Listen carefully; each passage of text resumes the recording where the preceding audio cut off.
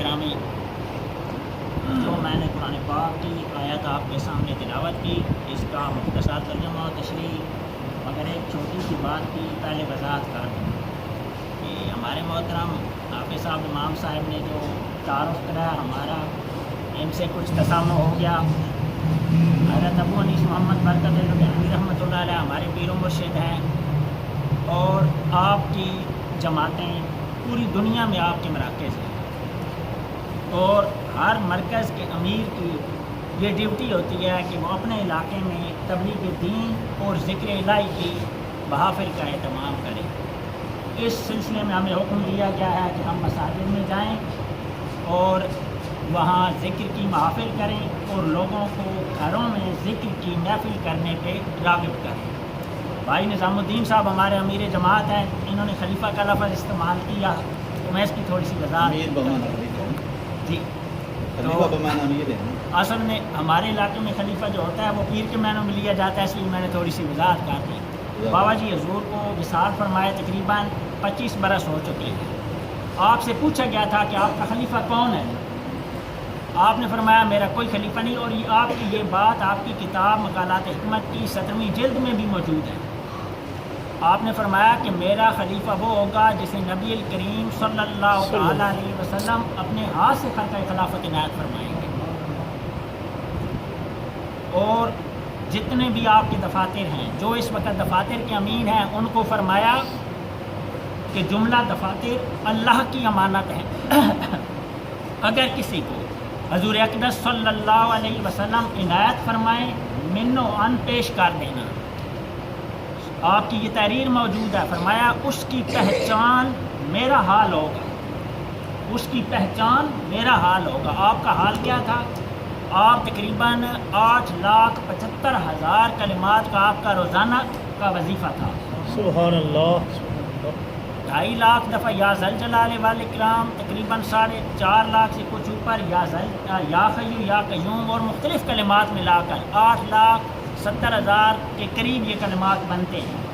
یہ آپ کا روزانہ کا وظیفہ تھا۔ اللہ تعالیٰ نے آپ کو طی الارض کا مقام دے رکھا تھا، ایک لمحے میں آپ دنیا کے کسی خطے میں جا سکتے تھے۔ دنیا کے کسی خطے سے کوئی آدمی جب آپ کی طرف چلتا، آپ کو پتہ ہوتا تھا کہ کون آ رہا ہے اور کیا مقصد لے کر آ رہا ہے۔ آپ سرکار نے فرمایا کہ اولیاء اللہ زندگی میں 3 طرح فیض دیا کرتے ہیں: دعا کے ذریعے، تعلیم کے ذریعے، اور توجہ کے ذریعے۔ توجہ سب سے اہم ہے۔ توجہ دل میں ایک لمحے میں ساری برائیوں کا خاتمہ کر دیتی ہے، اور یہ کسی خوش قسمت کو عنایت ہوتی ہے۔ اسی کو عنایت ہوتی ہے جو ولی اللہ سے بے پناہ محبت کرتا ہے، ان کے دربار پہ کثرت سے حاضری دیتا ہے۔ کثرت سے حاضری کے علاوہ یہ مقام آج تک کسی کو نہیں ملا۔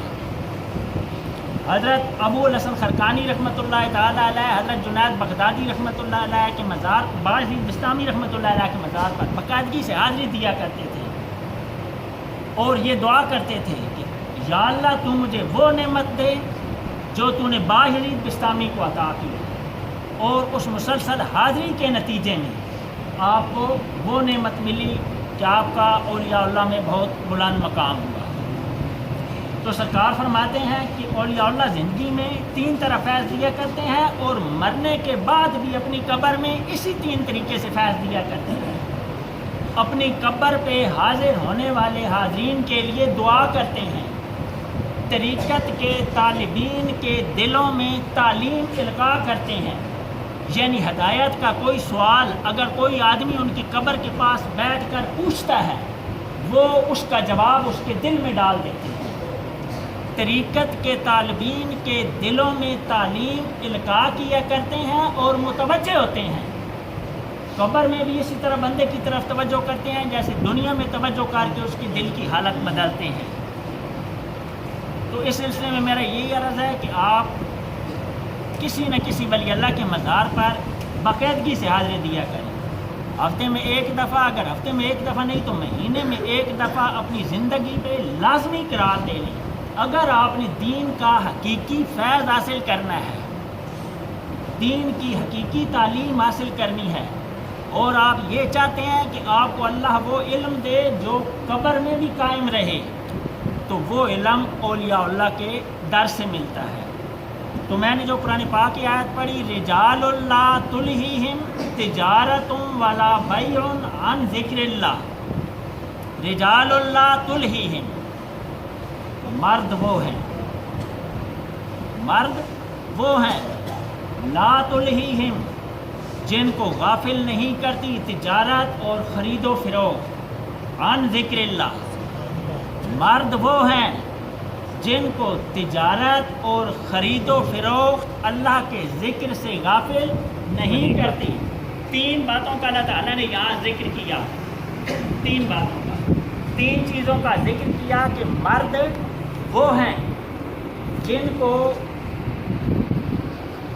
تجارت اللہ کے ذکر سے غافل نہیں کرتی، وَإِقَامِ الصَّلَاةِ، نماز سے غافل نہیں کرتی، وَإِيتَاءِ الزَّکَاۃ، اور زکوٰۃ سے غافل نہیں کرتی۔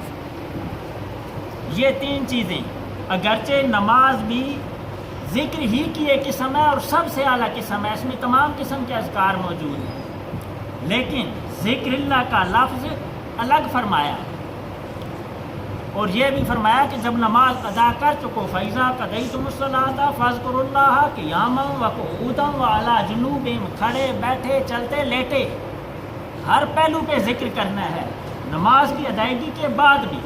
یہ ہے عن ذکر اللہ، اللہ کا ذکر۔ اللہ نے اپنے ذکر کی اتنی سخت تاکید کی ہے، ہم لوگ سوچ بھی نہیں سکتے، ہم لوگ بہت غافل ہیں۔ آج ہمارے بچوں کے، بڑوں کے، بوڑھوں کے، عورتوں کے، لڑکیوں کے، ہر ایک میں ہاتھ میں موبائل ہے۔ اس موبائل پہ شیطان دنیا جہان کی گندگی پھیلانے کے لیے اس کے ذریعے متحرک ہو چکا ہے۔ ابلیس کے لشکر اس موبائل کے ذریعے پوری دنیا میں سرگرم ہے، اور ذکر یہ ایک ایسی چیز ہے کہ بہت کم لوگ اس کی طرف متوجہ ہوتے ہیں۔ دنیا میں جتنی برائی پھیل چکی ہے اور مزید پھیل رہی ہے، سرکار پیر و مرشد کا فرمان ہے کہ ان ساری چیزوں کی روک ذکر اور صرف اللہ کا ذکر ہے، صرف اللہ کا ذکر ہی ان چیزوں کی روک ہے۔ ہمیں یہ ہدایت کی گئی ہے کہ آپ لوگوں کو اس چیز کی طرف راغب کریں کہ جس طرح ہم لوگ، ہمارے گھروں میں شام کا کھانا پکنا انتہائی ضروری ہے، کوئی گھر ایسا نہیں جس میں تمام کے ساتھ کھانا نہیں پکتا، اسی طریقے سے کھانا دینے والے کا شکریہ بھی ضروری ہے، اور اس شکریہ کے لیے ذکر کی محفل ہر گھر میں ہونی چاہیے۔ اور یہ محفل آپ نے کوئی لمبی چوڑی محفل نہیں کرنی، یہ محفل بہت مختصر آپ نے کرنی ہے، 8-10 منٹ۔ ہم 24 گھنٹوں میں کئی گھنٹے فضول محفلوں میں ضائع کر دیتے ہیں۔ اللہ کے ذکر کی یہ محفل 8-10 منٹ کی صبح ہو، 8-10 منٹ کی شام کو ہو۔ اگر 2 وقت کوئی نہیں کر سکتا تو شام کی محفل کو لازمی قرار دے لیں، جس طرح شام کا کھانا لازمی قرار دیں، اپنے دل میں تہیہ کر لیں۔ اگر شام کی محفل نہیں کریں گے، شام کا کھانا بھی نہیں کھائیں گے۔ اس ایک عزم اور ارادے سے پکا دل میں تہیہ کر لیں کہ ہم نے اپنے گھر میں ذکر کی محفل کرنی ہے، اور ہر روز آج کے بعد کرنی ہے، اور مرتے دم تک کرنی ہے۔ یہ ایک چھوٹی سی محفل آپ کے گھر والوں کو دین کی طرف راغب کرے گی، آپ کے گھر کو سکون سے بھر دے گی۔ اللہ کا وعدہ ہے، اللہ کا وعدہ، ان اللہ لا یخلف المیعاد، اللہ اپنا وعدہ کبھی خلاف نہیں کرتا۔ اللہ خود کہتا ہے میں اپنا وعدہ کبھی خلاف نہیں کرتا، اور اللہ کہتا ہے الا بذکر اللہ تطمئن القلوب، خبردار دلوں کا اطمینان اللہ کے ذکر میں ہے۔ جب اللہ کہتا ہے کہ دلوں کا اطمینان اللہ کے ذکر میں ہے، آپ اللہ کا ذکر کریں۔ اور یہ کیسے ہو سکتا ہے کہ آپ کا گھر سکون کی دولت سے خالی رہے؟ اس کے لیے آپ کو استقامت کے ساتھ صبح و شام اللہ کا ذکر کریں، صبح نماز کے بعد، ناشتے کے بعد ناشتہ کریں۔ بچوں کو، اس میں کسی آدمی کو آپ نے باہر کے آدمی کو انوائٹ نہیں کرنا ہے۔ اگر جس کے بچے نہیں ہیں وہ اور اس کی بیوی، جس کے بچے ہیں وہ اپنے بچوں کو ساتھ بٹھا لیں، ماں باپ ہیں ان کو ساتھ، بھائی ہیں ان کو ساتھ، جو گھر کے بندے ہیں ان کو ساتھ میں بٹھائیں، اور مختصر سی مثلاً آپ 11 دفعہ بسم اللہ الرحمن الرحیم پڑھیں، 11 دفعہ لا الہ الا اللہ پڑھیں، 11 دفعہ یا حیو یا قیوم پڑھیں، 11 دفعہ آپ یا رزاق یا فتاح پڑھیں، 11 دفعہ سیدنا کریم صلی اللہ علیہ وسلم پڑھیں، 11 دفعہ سیدنا قاسم صلی اللہ علیہ وسلم پڑھیں، اور 5 دفعہ درود پاک پڑھیں، 5 دفعہ۔ ہم صلاۃ الراسیہ والے استغفار درود پڑھتے ہیں، ابھی پڑھیں گے، آپ سماعت کریں گے انشاءاللہ۔ تو یہ 8 سے 9 منٹ لگتے ہیں، 1 منٹ دعا میں لگتا ہے۔ یہ 10 منٹ کی محفل انتہائی مختصر محفل ہے اور انتہائی آسانی سے ہو سکتی ہے۔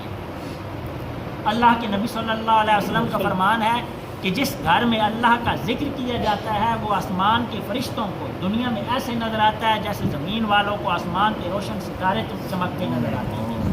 تو ہم اللہ کا ذکر گھر میں کریں گے۔ آج ہر گھر میں آگ لگی ہے، اس حرص و ہوس کی آگ ہے۔ ہر شخص دنیا کی دوڑ میں آگے بڑھنا چاہتا ہے، ہر شخص دولت کے میدان میں آگے بڑھنا چاہتا ہے، ہر شخص چاہتا ہے کہ میرے پاس جائیداد زیادہ سے زیادہ ہو، پیسہ زیادہ سے زیادہ ہو۔ نہ اولاد وفا کرتی ہے، نہ پیسہ وفا کرتا ہے۔ نہ اولاد سے انسان توقع رکھے، نہ پیسے سے توقع رکھے، صرف اور صرف اپنے رب سے توقع رکھیں۔ وما خلقت الجن والانس الا لیعبدون، میں نے جن و انس کو اپنی عبادت کے لیے تخلیق کیا۔ ما ارید منہم من رزق، میں تم سے رزق طلب نہیں کرتا۔ وما ارید ان یطعمون، نہ میں یہ کہتا ہوں کہ تم مجھے کھلاؤ۔ ان اللہ هو الرزاق ذو القوۃ المتین، اللہ رزاق ہے، ذو القوۃ المتین ہے۔ وما من دابۃ فی الارض الا علی اللہ رزقها، پوری زمین پر جتنے جاندار ہیں اللہ کہتا ہے ان کا رزق میرا ذمہ ہے۔ رزق کا ذمہ اس نے خود اٹھایا، ہمارا ذمہ اس نے اپنی عبادت کے لیے لگایا۔ اس آیت میں عبادت کی اس نے 3 چیزیں بیان کی ہیں، ذکر اللہ، نماز اور زکوٰۃ۔ نماز کے لیے بالفرض ہم کاروبار میں ہوتے ہیں، جو دکاندار ہوتے ہیں تو شیطان ان کو وسوسہ ڈالتا ہے دکانداری کا۔ کبھی بھی نہیں ہو سکتا کہ ایک دکاندار دکان چھوڑ کر نماز کے لیے، اللہ کے ذکر کے لیے جائے، اس کو مال کا نقصان ہو، یہ کبھی نہیں ہو سکتا۔ اس بات پہ تمام اولیاء، تمام علماء، تمام حکماء کا اتفاق ہے۔ مولانا روم رحمۃ اللہ علیہ نے بڑے پیارے انداز میں لکھا ہے کہ آن زکاتت کی سات راہ پاسباں واصلاتت حمز گرگانت شباں، کہ جو گڈریا، جو آجڑی اپنی بکریاں چھوڑ کر نماز پڑھتا ہے، اس کی وہ نماز ایک پہرے دار بن کر اس کی بکریوں کی حفاظت کرتا ہے۔ جو آدمی زکوٰۃ دیتا ہے اس کی زکوٰۃ اس کی مال کی محافظ ہوتی ہے۔ ما نقص معلوم من الصدقات قط انما الخیرات نعم المرتبت، زکوٰۃ سے کبھی مال کم نہیں ہوتا، زکوٰۃ سے مال بڑھتا ہے۔ اور جو وقت انسان عبادت کو دیتا ہے، نماز کو دیتا ہے، اس سے اس کا رزق کبھی کم نہیں ہوتا، رزق بڑھتا ہے۔ کیوں؟ اس لیے کہ اس نے عبادت کا ذمہ ہمارا لگایا ہے، رزق کا ذمہ اس نے خود اپنے ساتھ اٹھایا ہے۔ وما من دابۃ فی الارض الا علی اللہ رزقها، کوئی بھی جاندار ہے اس کا رزق اللہ کہتا ہے میرے ذمہ ہے۔ تو دوستو بھائیوں، ہمارا آپ کے پاس حاضری کا یہ مقصد ہے کہ آپ اپنے گھروں میں ذکر کی محفل لازمی کریں۔ یہ میں کوئی انجوائے کے لیے یا ایک ایسی بعض لوگ ہوتے ہیں کہ بیٹھتے ہیں کہ سنتے ہیں کہ ہمارے علم میں اضافہ ہوگا، میں علم میں اضافے کے لیے یہ بیان نہیں کر رہا۔ ہمیں یہ ہدایت کی گئی ہے کہ علم میں نہیں، اپنے عمل میں اضافہ کریں۔ آج عالم آپ کو بہت مل جائیں گے، لیکن عامل کہیں کہیں ڈھونڈنے میں ہزاروں میں کوئی ایک عامل ملے گا۔ تو کتنے دوست وعدہ کرتے ہیں کہ وہ آج سے اپنے گھر میں ذکر کی محفل شروع کریں گے؟ انشاءاللہ ہاتھ کھڑا کریں بھائی جو کرنا چاہتے ہیں۔ تو باقاعدگی کے ساتھ یہ مختصر 8-10 منٹ کی محفل کریں باقاعدگی کے ساتھ، اور دل میں عہد کریں کہ مرتے دم تک یہ محفل انشاءاللہ کریں گے، ضرور کریں گے۔ اور چند ماہ کے بعد آپ دیکھنا کہ اس کی برکت سے آپ کے گھر میں کتنا سکون ہوتا ہے۔ پہلے اگر 2 وقت نہیں کر سکتے، صرف 1 وقت شروع کریں، انشاءاللہ 1 مہینے کے بعد خود بخود آپ کا دل مانے گا نہیں ہم 2 وقت یہ کرنی چاہیے۔ پھر اس کے بعد جو زیادہ ہے نا، تو عبادت میں زیادتی کرنی چاہیے، ذکر میں زیادتی کرنی چاہیے۔ سرکار پیر و مرشد کا فرمان ہے کہ مال میں زیادتی کا طالب مت بن، اعمال میں زیادتی کا طالب۔ تو وہ اختیاری چیز ہے، وہ گھر والوں پر، بچوں پر ہم لاگو نہیں کر سکتے کہ تم ذکر کثیر کرو، سارا دن ذکر کرو۔ وہ جس کو اللہ توفیق دے گا وہ خود کرے گا۔ یہ ہم لازمی قرار دے رہے ہیں کہ ایک مختصر محفل ہم نے صبح بھی کرنی ہے، شام بھی کرنی ہے۔ جن ساتھیوں نے وعدہ کیا اگر یہ کریں گے تو انشاءاللہ ہمارا آپ کے پاس آنے کا مقصد پورا ہو گیا۔ اب ہم تھوڑی دیر